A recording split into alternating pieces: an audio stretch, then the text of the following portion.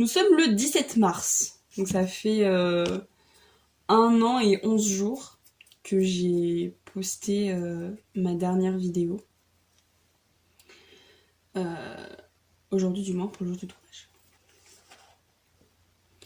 Donc aujourd'hui, du coup, je voulais vous expliquer pourquoi je suis partie l'année dernière et également ce que cette chaîne va devenir pour l'année 2023.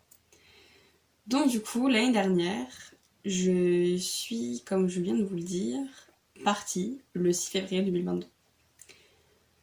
J'étais à ce moment-là en stage d'entreprise et j'étais en seconde année de BTS. Pendant ce stage, j'avais regardé le le temps qu'il me restait entre les examens et le moment où je reviendrai en cours. Je suis revenue en cours, il me semble, vers la mi-mars. Il me semble que c'est quelque chose comme ça. Et j'avais regardé, et si je retirais les vacances scolaires ainsi que les ponts du mois de mai, il me restait quelque chose comme 1 mois et demi. Et je m'étais rendu compte que je pourrais jamais concilier YouTube et mes études sur cette période-là. Et que j'allais foirer mes études et donc mon BTS. Et je voulais pas vraiment. Du coup, j'ai pris la décision d'arrêter YouTube. Et dans ma tête, je vous retrouvais au mois de mai. Vers la fin du mois de mai, parce que mes examens se sont passés à la mi-mai. Disons que c'était vers la quinzaine ou la vingtaine du mois de mai. Et en réalité, eh bien pas du tout, vu qu'on se retrouve maintenant. Mais en fait, j'avais oublié quelque chose, un élément important. Parce que j'ai un cerveau de bulot. Vraiment, retenez ça, j'ai un cerveau de bulot, sachez-le. Vous ne me vexerez pas en disant cela. Pas du tout. Par contre, ne comparez pas au bulot parce que le bulot c'est moche et c'est pas bon. Voilà. Ne comparez pas avec eux. Vous pouvez dire que j'ai le cerveau de la taille d'un bulot, mais pas le reste. Merci. Donc du coup, les deux éléments, enfin j'avais oublié 2 éléments. J'avais oublié que je devais passer le permis de conduire avant le 7 juillet 2022. Après, ça serait foutu pour le permis de conduire. Je ne sais pas quand est-ce que j'aurais pu avoir une autre date si je ne l'avais pas eu du premier coup. Il fallait que j'aie mon permis du premier coup, sinon c'était mort. Alors du coup, j'ai eu mon permis du premier coup. J'ai eu également mon BTS du premier coup, jusque-là tout va bien. Parce qu'en fait, le 7 juillet 2022, je me suis fait opérer d'une ostéotomie bimaxillaire. C'était une opération que j'attendais depuis un peu plus de 2 ans maintenant. Je vous en ai jamais parlé ici parce que j'avais pas de date précise. J'avais pas de date définitive et je voulais pas vous en parler juste pour vous en parler. Surtout que j'ai vu mon chirurgien au mois de juin qui m'avait dit que ça se trouve ça serait mort parce qu'il avait vu un truc qui aurait pu faire tout basculer et j'aurais pu me retrouver à me faire opérer cet été. Vraiment, ça aurait été largement possible. Heureusement, ça n'a pas du tout été le cas, mais ça aurait pu être le cas. En fait, donc l'ostéotomie bimaxillaire, c'est une opération qui consiste à couper médicalement les mâchoires. Dans mon cas, c'était nécessaire parce que j'avais déjà porté un appareil dentaire lorsque j'étais petite, donc de mes 11 à 15 ans. Mais ça n'a pas suffi en fait, parce que dans mon cas, c'était pas les dents qui posaient problème, c'était les mâchoires. Et il y a eu tout un processus très compliqué. J'ai dû reporter un appareil dentaire 3 ans après qu'on m'ait retiré le mien. Là, je suis actuellement à 10 ans de traitement orthodontique. A été très long et je suis très contente que cette opération ait eu lieu. Je le savais depuis 2 ans que j'allais devoir me faire opérer. Bientôt 3 même. Ça faisait 2 ans que je savais que j'allais me faire opérer. Et j'étais très contente lorsque c'est arrivé. Lorsque je suis rentrée dans le bloc, j'étais super contente. Parce que je savais que le chemin n'était pas terminé. Mais je savais qu'après, au moins, ça serait fait et j'aurais enfin mes dents alignées de la bonne manière. Enfin, mes mâchoires alignées de la bonne manière. Voilà, donc je suis très contente en fait que cette opération elle ait lieu. On m'a retiré mon appareil dentaire il y a 4 mois maintenant.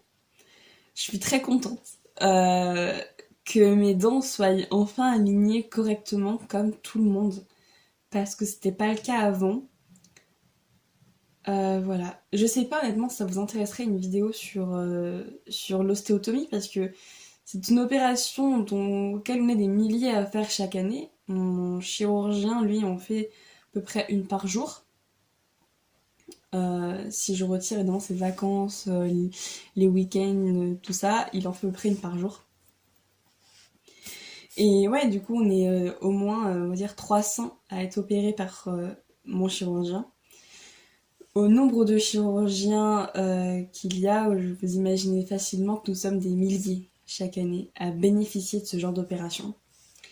Et je ne sais pas tout simplement si ça pourrait vous intéresser ce genre d'opération, enfin ce genre de vidéo parce que ça n'a rien à voir avec les livres. Enfin, je pourrais peut-être le relier à un livre parce que ma sœur a lu un livre qui traitait de l'ostéotomie maxillaire.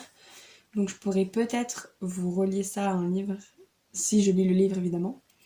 Mais, euh, mais voilà, enfin, je sais probablement pas si ça vous intéresserait de savoir comment ça s'est passé, de savoir mon ressenti, mon vécu. Enfin, je sais absolument pas.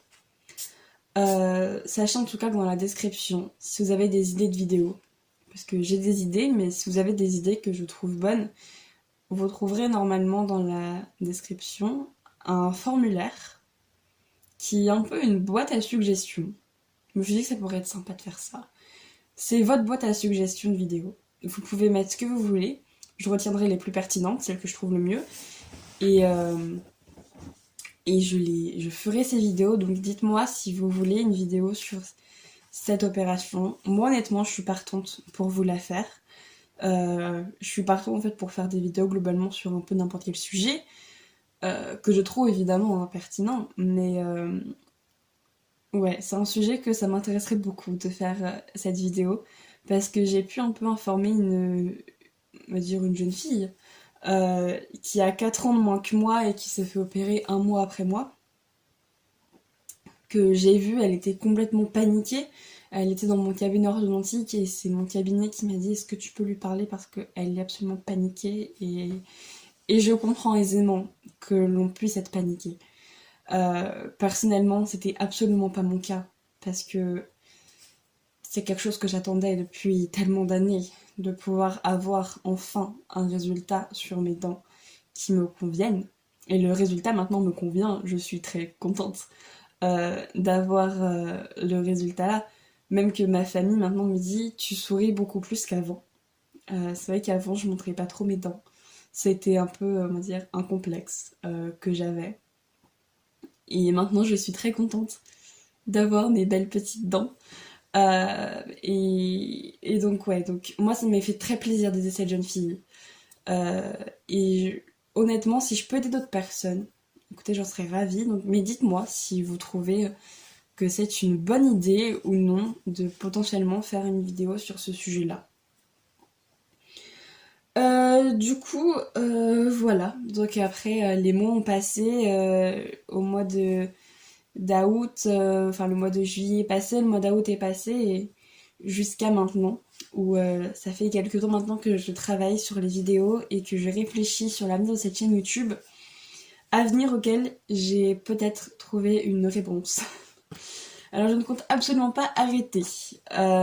J'ai une idée de vidéo à faire. Je suis en train de travailler sur le premier. Dans ma tête, il devait apparaître fin du mois de mars.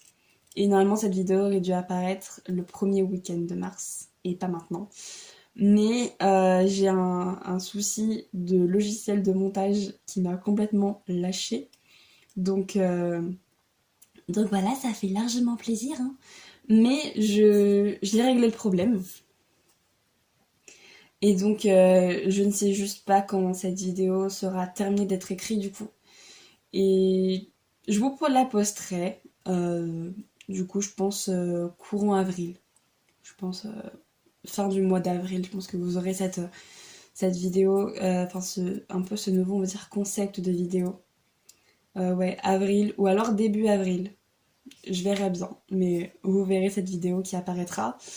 Donc voilà, j'ai également une autre idée que je suis en train actuellement de faire.